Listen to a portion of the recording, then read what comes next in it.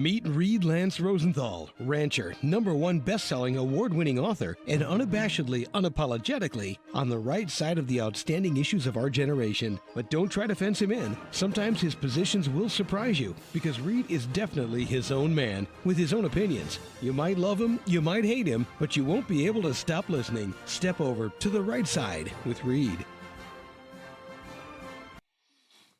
Howdy, listeners from coast to coast, the Gulf to the 51st state, and around the globe. This is Reed Lance Rosenthal on the Right Side Radio and the Cowboys Take on video and channels everywhere.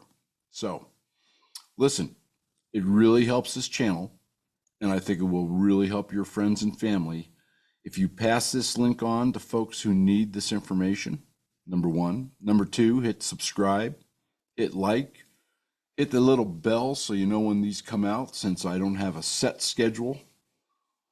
And speaking of that, I waited actually on purpose. We've been busier than hell on the ranch, but that's the ranch story, which we'll get to.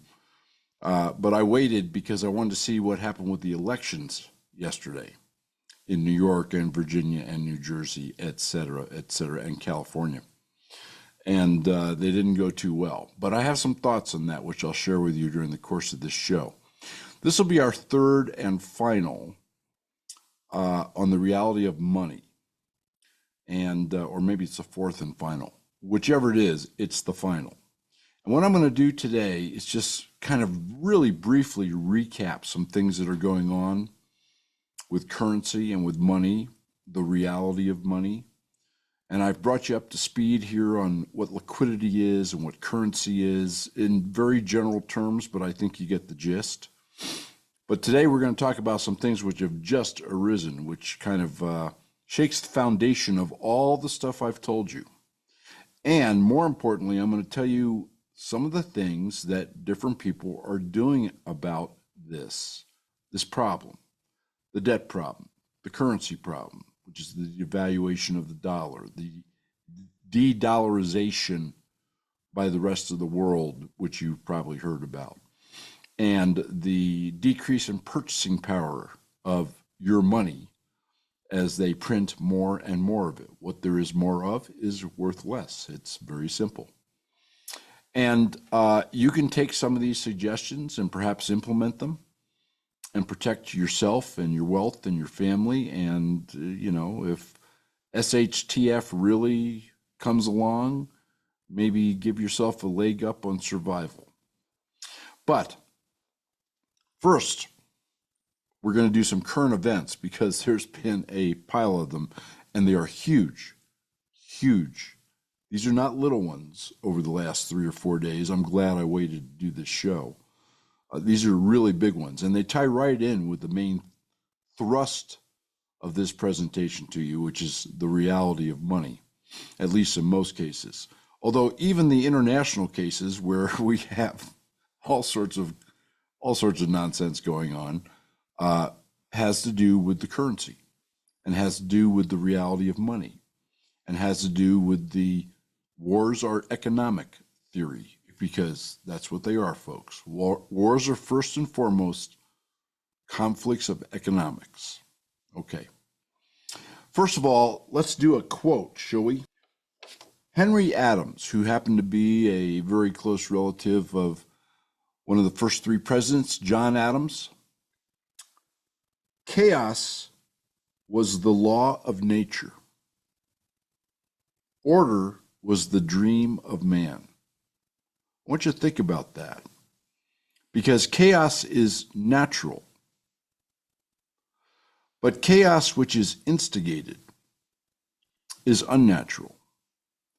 Chaos which is intentionally, shall we say, seeded and prepped and watered and fertilized and made to grow is not natural.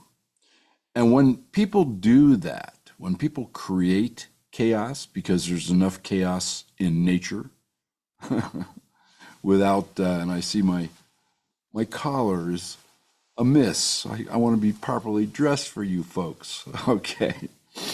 I'm not sure that corrected it, did it? Anybody out there, a fashion advisor? Maybe you can help me. I need a lot of help. All right. Yeah, rancher fashion, rancher fashion. Think about that quote by by Henry Adams. It's very apropos. And though order is the dream of man, there are some men who dream of disorder, and they're the ones who are sowing and seeding and fomenting the chaos which we are all experiencing, and which really has precipitated this show, The Reality of Money. But let's go to the ranch story. So we are pretty much prepped for winter.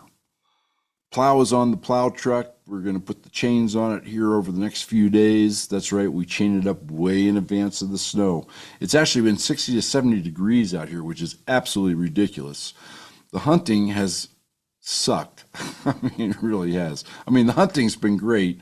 The harvesting has sucked, okay? It's not cold enough. Animals are not moving. We've had another instance, really unfortunately, in the whitetail population of what's called blue tongue. It's hemorrhagic fever. And when you have a light, low cold, high warmth fall, little gnats, tiny little gnats, almost microscopic along the creeks and stuff, they don't get knocked out by frost. I mean, they do get knocked out, but they don't get knocked out when it's warm. And the deer, the ungulates, breathe these in. And these gnats carry this bacteria/fungus, and it kills them deader than doornails. So we were hopeful after the last 2 years of this, which decimated the white-tailed deer population particularly, and to a lesser extent the muleys, that it was looking good. I mean, we saw more whitetails here this summer than we have for the last 2 years, and I was really quite hopeful. But here we are. We have not seen a white-tailed deer for, wow, 2 weeks. I mean, yes, there's been a doe here and there and a few fawns and a few yearlings and one scraggly kind of mutant buck, but it's really kind of distressing. But that's the bad news. The good news is the ranch is pretty well set for winter. The snow fences are out where we get big drifts along the road. Road is marked for the plow. The plow is ready to go. We're just finishing up putting the antifreeze in equipment and doing all that kind of stuff. The fall oil change after the summer usage, et cetera, et cetera, et cetera. We have the road pretty well done. I have probably a few more hours to spend with our big bobcat and putting out what's called the fines. Those are the smaller pebbles with some aggregate mixed in with them, pack really well, and they smooth out the rough, larger rock we put in the road, which covered the monumental holes. It was really pretty amazing. So we're in good shape here on the ranch. Other than, yes, the Yellowstone drama continues. No, that's all I'm going to tell you. You'll hear the whole story one of these days, folks, and it'll blow your mind. I mean, it's blown my mind. So there you go. All right, let's get into the show, shall we? First of all, let's do our rat-a-tat-tat. Canada is a mess, okay? You have a socialist who's running the country. He's smarter than, but I'm not sure better than ideologically, our dearly departed Trudy.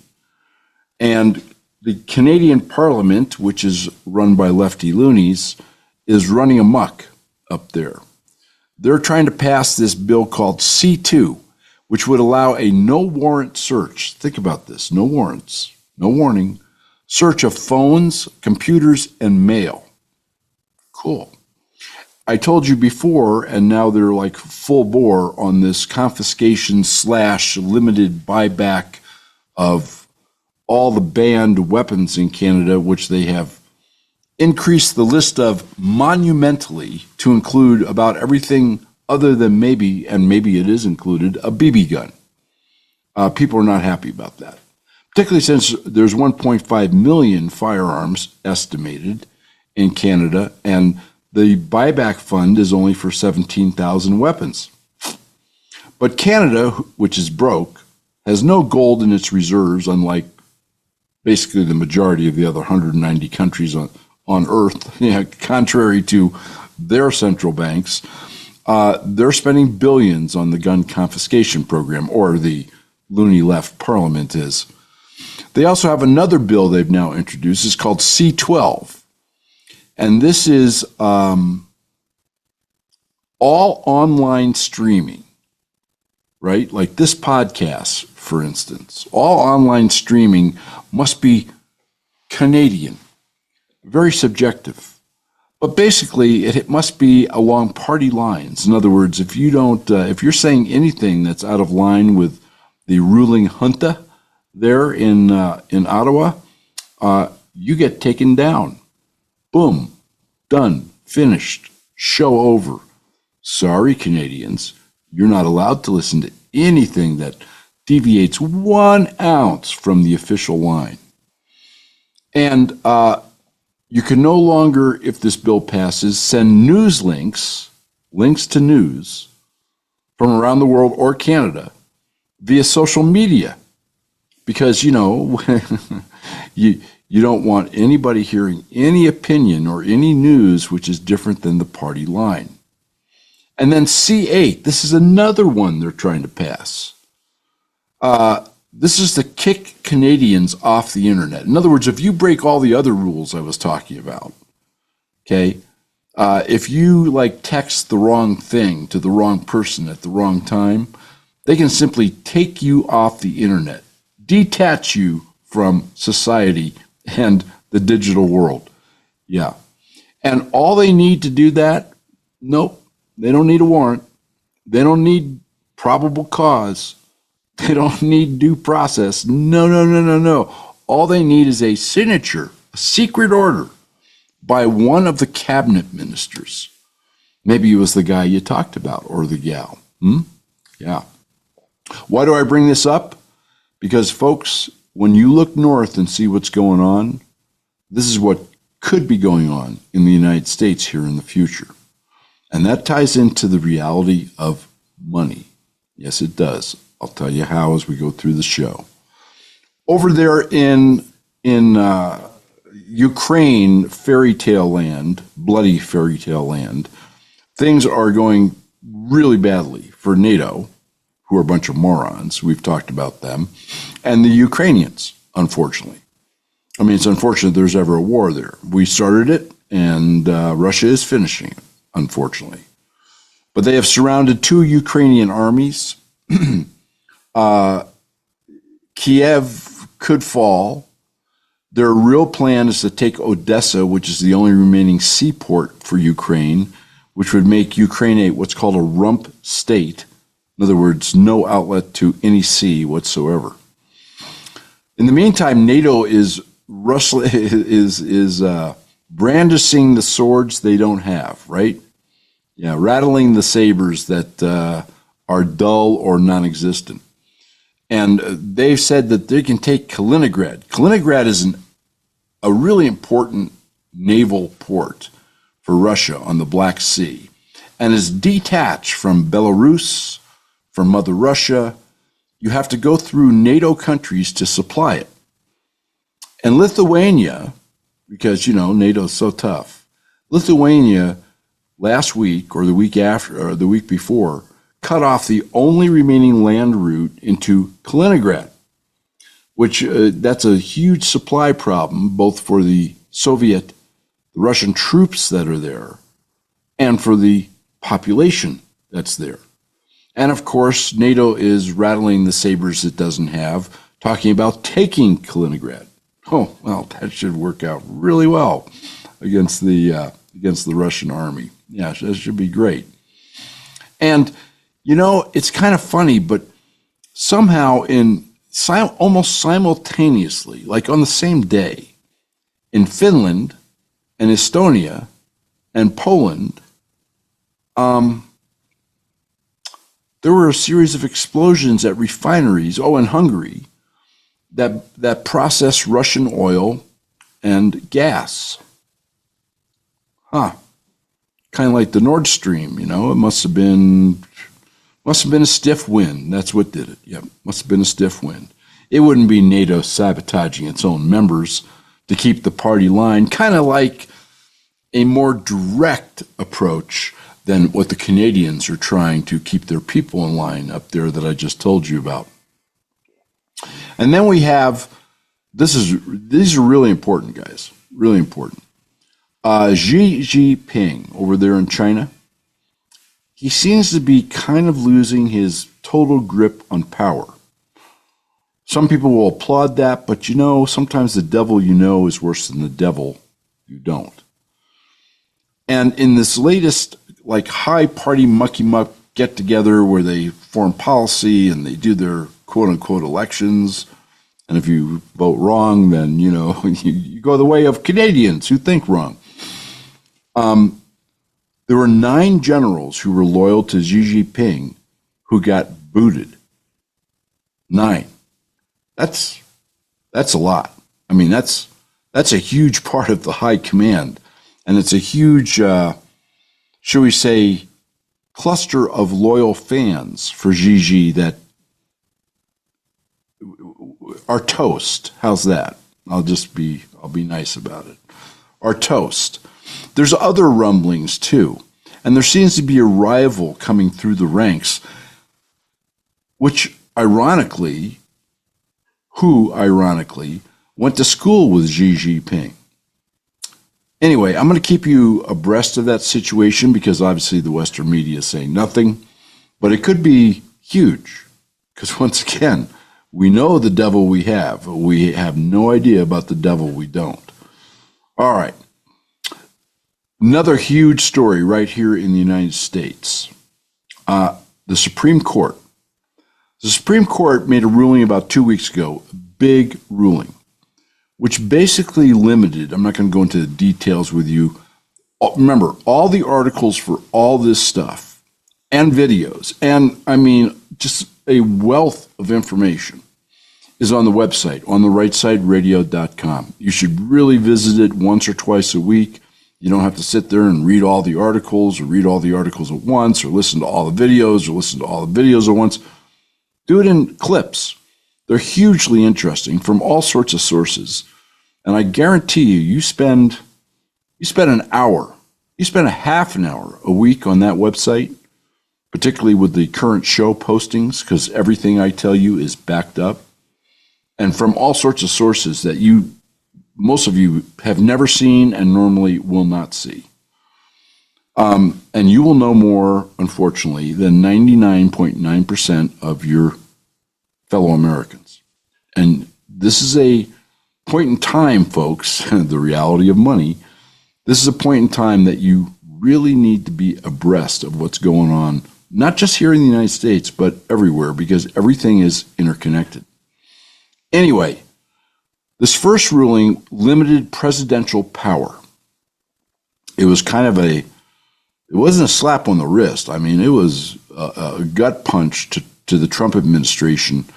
And basically, the Supreme Court said, to boil it down, that Trump cannot legislate from the Oval Office, that Congress had to get in gear and pass laws.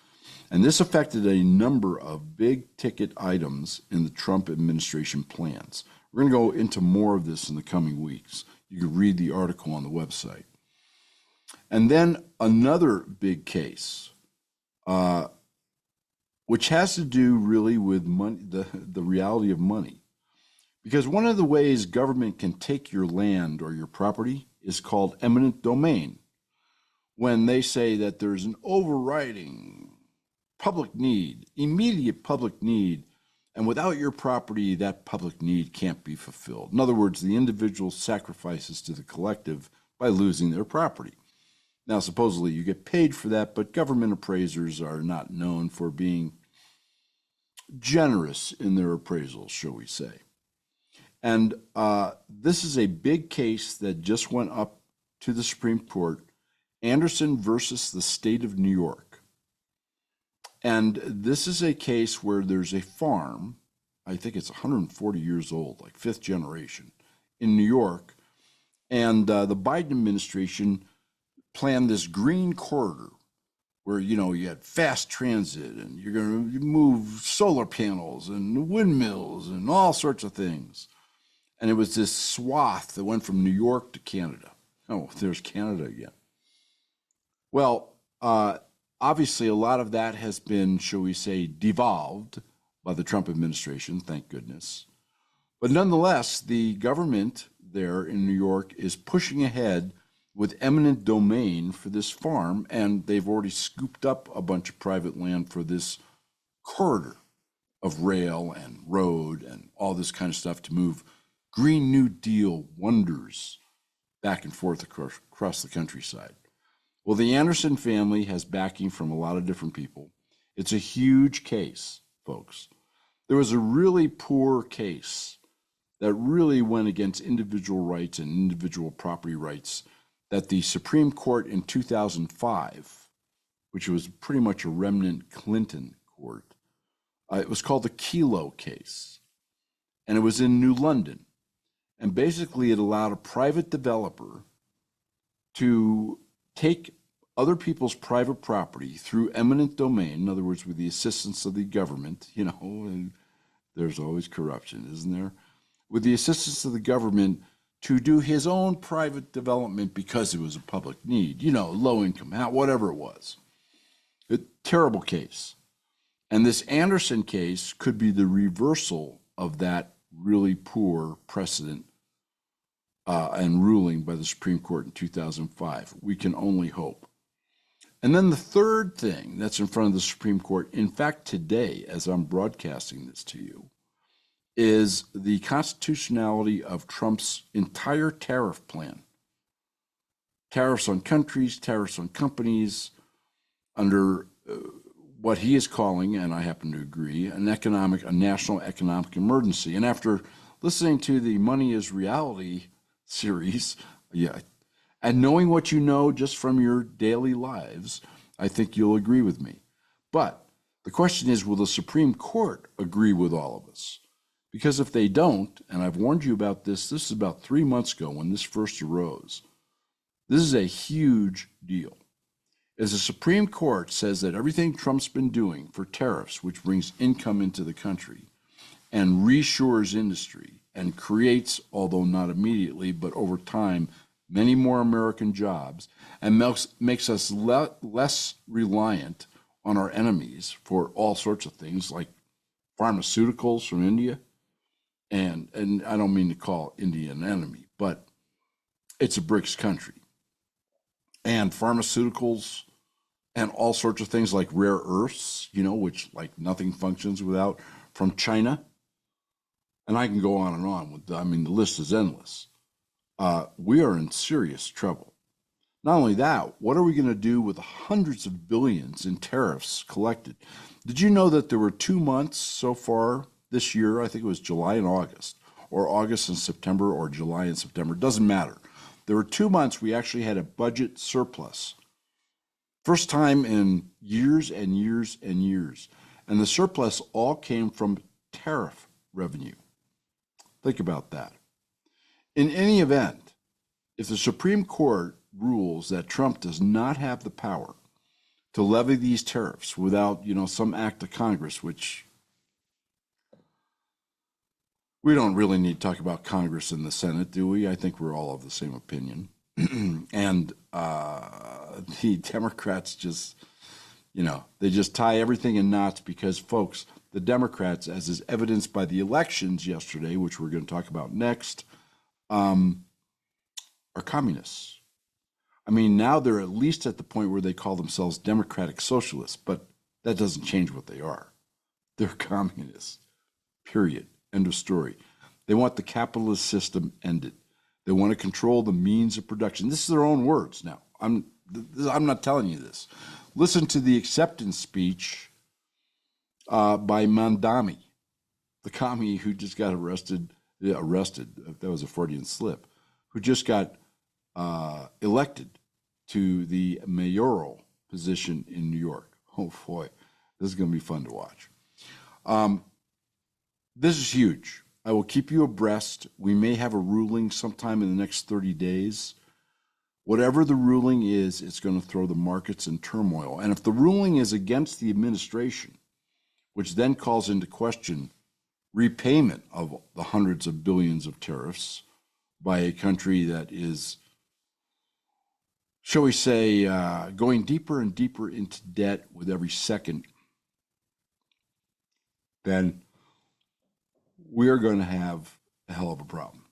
So let's just see what happens. We'll keep our fingers crossed. I don't know. I really don't know. And a last little piece of current event, that current rat-a-tat-tat, which will bring a smile to your face. I don't know what you think of Bill Gates. I personally think he's a disgusting human being. He is soulless. He is heartless. He is evil. I can go on down the list. And there's a lot of countries on the planet that agree with me and don't allow him in their borders anymore. So I'm not alone in my opinion. But Bill Gates, who's been this rah-rah champion, like save the planet, green energy, we're all going to incinerate. The sea is going to rise and cover the Empire State Building, blah, blah, blah, blah, blah. Well, his company, Microsoft, now needs a bunch of data centers to compete with all the other big tech folks and the international big tech folks for AI. And all of a sudden in the last week, Bill Gates is saying, I've been thinking about it. I was wrong about this Green New Deal. We really don't need that. What we need is more power. Fossil fuels are just fine. Wow. Okay. I thought you got kind of a kick out of that. How the mighty do change their mind when their might is affected. Huh? Let's talk about the reality of money. You've learned about liquidity, which is basically how many dollars are in circulation and how fast are they moving. That's called money velocity. And the more dollars there are, the less each is worth, which is called inflation. And we talked about currency over the last several shows. If you haven't listened, please do. And read the articles and listen to the videos on therightsideradio.com. The whole deal with currency is the relative value of one currency against another, right? The DY, right? The dollar index, the DYX. And what the dollar is doing relative to the British pound and the Chinese yuan and the, Argentinian peso and whatever other currency there is, a Canadian loonie. As the value of the dollar, not the real value, as the price of the dollar goes up relative to other currencies, it becomes more difficult to export and it becomes more expensive. It becomes more expensive for people to buy things. On the other hand, as the dollar decreases, while it becomes less expensive to buy things, you need more dollars to buy the same thing. So you're basically kind of screwed one way or screwed the other. But currency is not money, okay? Money is tangible assets. I hope you got that point more than any other, okay? Everything else is foundational. Money is not the dollar reserve note in your pocket. Remember, pull it out, look at it, it says Federal Reserve note. That's a promise to pay, folks. If you think your money in the bank is your money, you're wrong. It's the bank's money. Basically, you have an IOU. There's a great video on the website, I believe this week, which talks about the bail-in process, where the FDIC, the government, can decide it's not going to bail out a bank, right? Or it's not going to pay the depositors, but simply the depositors are going to pay the bank. That's right. Your deposit is turned into bank stock, which recapitalizes the bank and saves the FDIC money so that they can give it out to their high-tech buddies and donors, at Signature Bank, where they covered deposits, if you remember a year ago, or a year and a half ago now, March of 2023, If you remember, they not only covered the $250,000 of each depositor, but they covered the many millions over and above that. Whereas 2 months later, a little bank went under in Oklahoma and they didn't cover anything. Selective justice, don't you think, by your government? All right. Because money is really hard assets, tangible things, things which are scarce, particularly in times of need. And because when things get bad, people have to give up on their wants and focus on their needs. Let me tell you what I know a number of people are doing, okay? And there's a number of videos on the website. Once again, you can make your own decision about what you're going to do, what you're not going to do, what combination of things you might do. But something, folks, should be done. Okay, inertia is your enemy. Doing nothing is not an option. Not with what's going on in the world, in our economy, and within this country. So, number one is real estate. That happens to be my favorite, okay? Particularly land. Why? Because you can enjoy land. You can build on land. You can grow food or raise food on land. You can choose land which, if properly located, is a physical barrier and protection to somebody who might harm you or want to take your stuff. And they can't make land. It's scarce.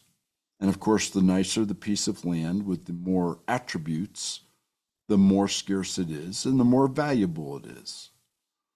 So that's the way I personally lean heaviest. But let's talk about some of the pitfalls of each of these too. So land is a stationary object, which means it's a fixed target for a desperate government if the government gets that desperate. I brought you that story on the eminent domain at the Supreme Court. You know, who's to say that some government bureaucrat can't dream up some reason for eminent domain to take your land?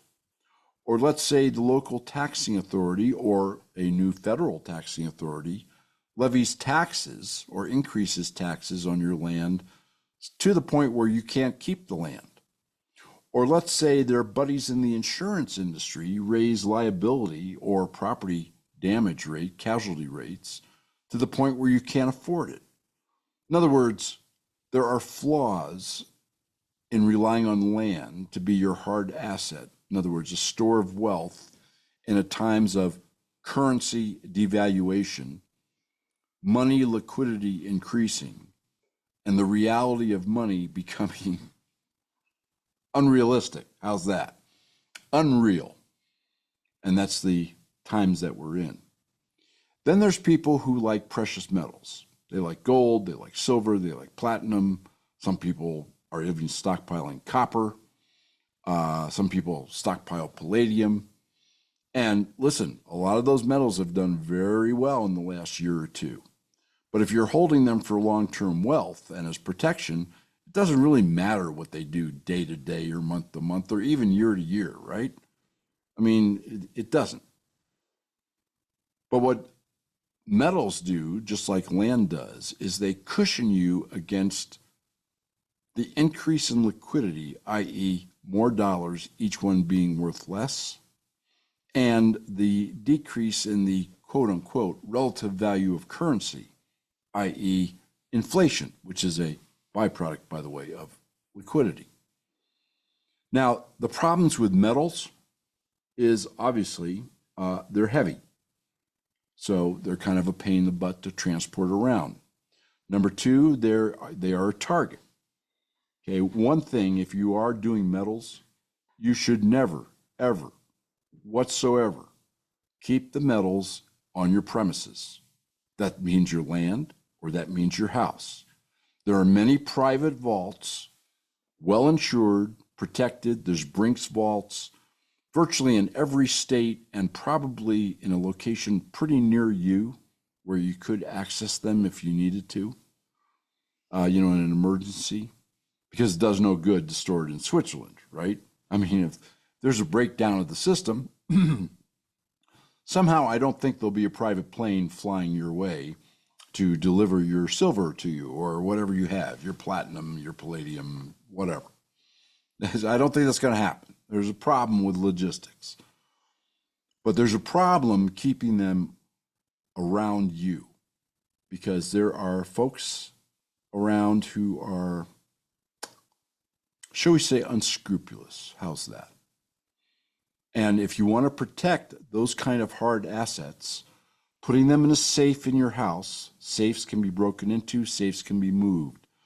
Trying to hide them in your house, there's all sorts of ways for these crooks and thieves to find them, is really, and it puts your personal safety at risk. So if you decide to do the precious metal route, as many, although a relatively small fraction of Americans are doing, then keep them off the premises, off your land, in a safe third-party vault, preferably non-bank, right? Because remember, you have the government, you have the FDIC, which is another danger. Let me digress for a moment. You know, in 1933, Franklin Delano Roosevelt, FDR, great progressive, he would have been proud of Mondami in New York. He outlawed normal people having gold. And supposedly they had to turn their gold in. And it all got melted down, and a lot of it is supposedly now in Fort Knox. And then he paid the people for turning in their gold $20 an ounce. And like a few months after they figured they got all the gold they were going to get, they revalued gold to $35 an ounce. So what did that do to the people who got 20 an ounce? Well, it devalued their money overnight by 75%, right? The difference between 20 and, $15 to $20. It's 75% devaluation. If you want to be kind to the government, it was a 40% devaluation. $15 out of $35. It doesn't matter. They took hard assets from the people to whom they belong. They took them for their own use. They subverted the individual to the collective and to the cabal, right? And then they devalued the paper currency that revolves around that hard money asset. There's nothing to say that that can't happen in the future. Oh, there's intricacies and what types of coins and whether they're collectible. I'm not going there. Okay, I'm not a huge believer in the metals because they are unwieldy. They are unsafe to hold, in my opinion. And there is always the problem of any third-party vault, even if it's a Brinks vault, something going wrong, whatever. But there's a problem, to be fair, with any hard asset protection plan. All right, let's talk about cryptos. Now, a lot of people are into this crypto deal. Once again, I'm a land guy, okay? I'm not a metals guy. I'm not a crypto guy. Cryptos especially, and I've dabbled in cryptos because I'm curious. I mean, I don't think I've ever owned more than $5,000 worth of Bitcoin, and I maybe not even that much. And at the current time, I don't own $10 worth of Bitcoin. In fact, I wouldn't give you $10 for Bitcoin, because the more that's come out about Bitcoin, particularly with BlackRock getting into Bitcoin ETFs, I mean, sure, we can trust BlackRock, can't we? And the government frenzy over stable coins and Tether and all sorts of things that the government's trying to do to sell more bonds using cryptos. And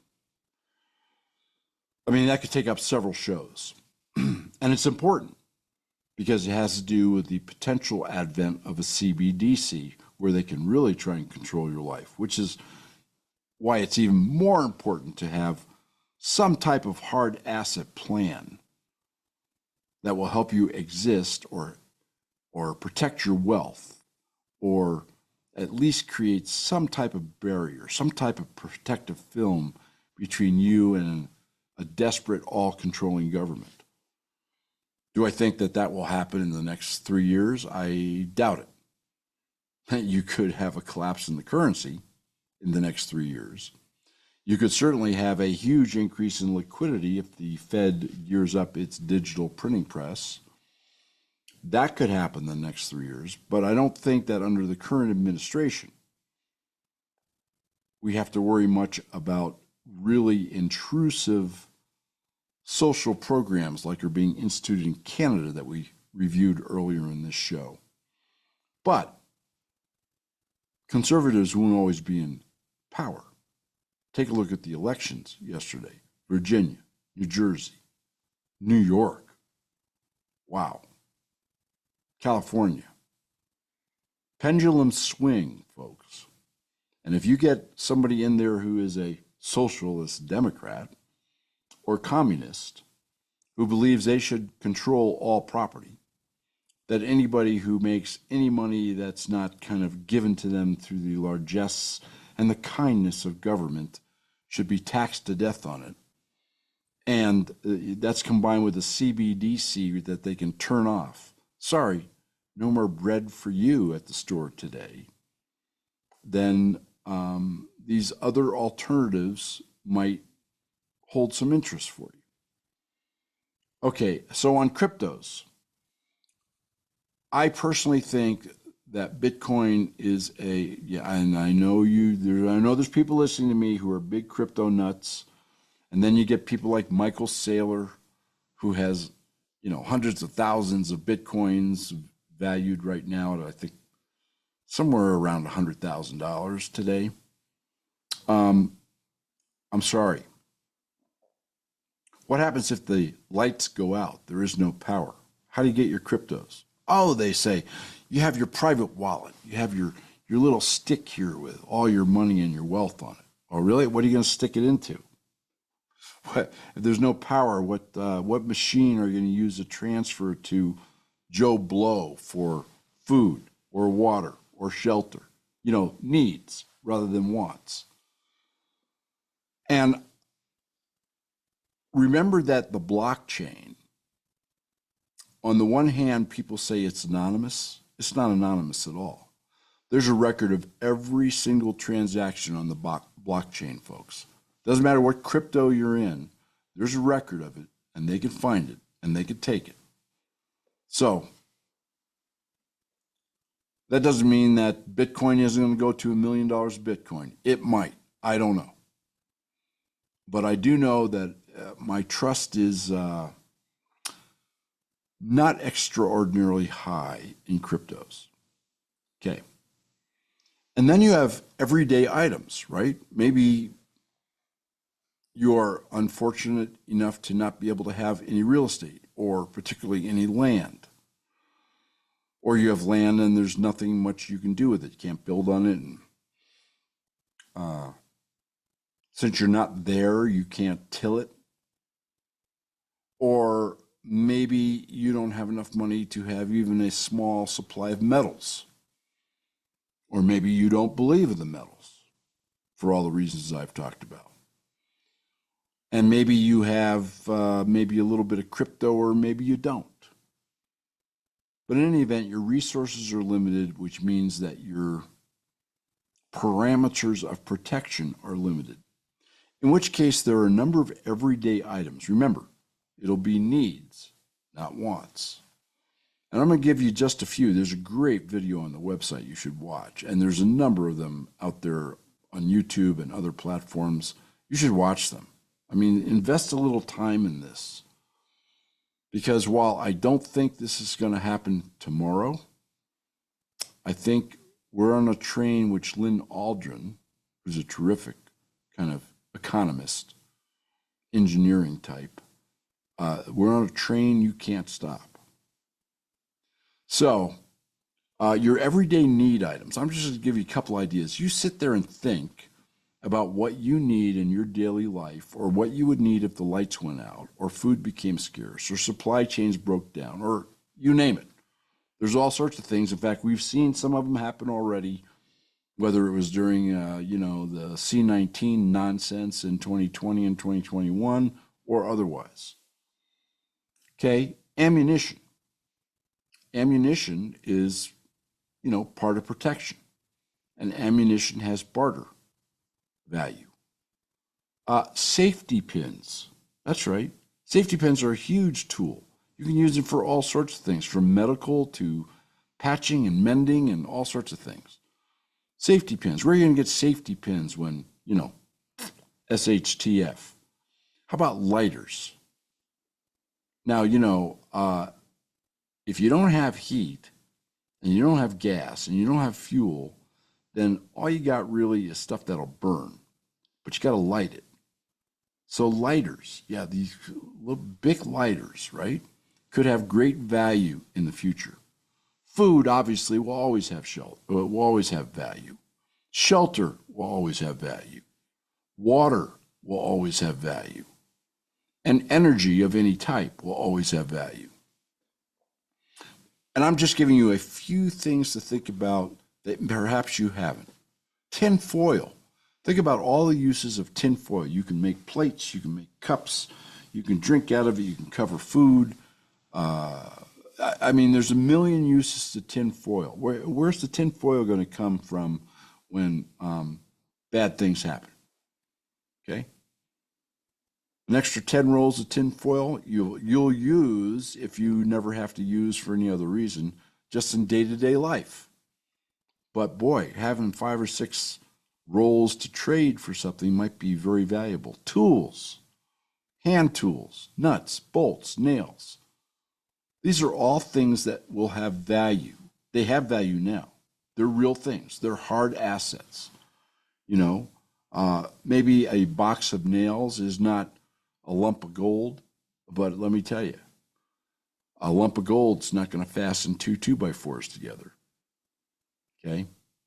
A piece of land is nothing if you can't use it for shelter and food and protection. And you need all these things to get it to that point. What I'm trying to tell you is there's many ways to protect yourself, and there's many ways to store value. And different people do different things, and some people do combos. At all times, you have to be cognizant of your personal safety. You don't talk about this stuff with other people. You don't tell them what a great prepper you are or what you're doing to prep or anything else. This is for you and your family. And your family should be cautioned about talking also. And, go post pictures on Facebook and, Instagram. And some of the stuff I see is just like, wow, what are you thinking? Do you have any living brain cells?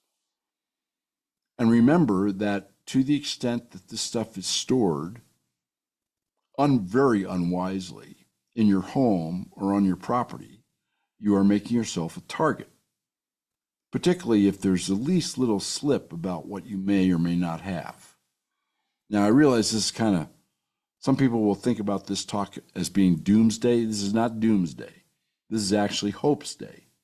What I'm trying to tell you is there are ways to protect yourself from this runaway train that we're on.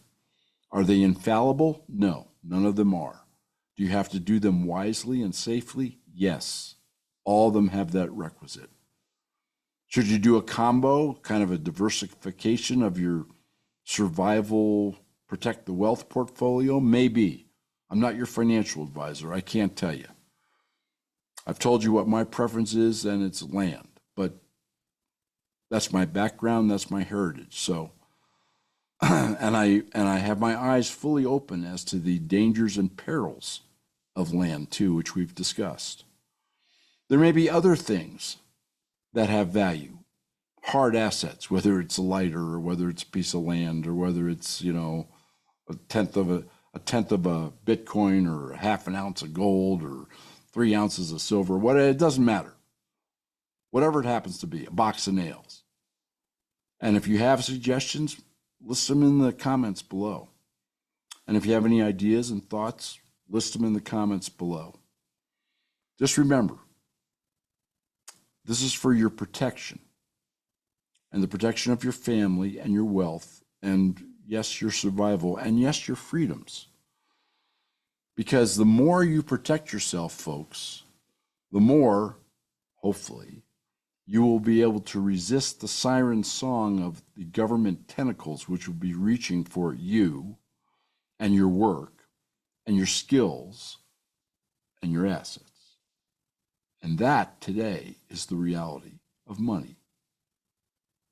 This is Reed Lance Rosenthal on the Right Side Radio and the Cowboys Take.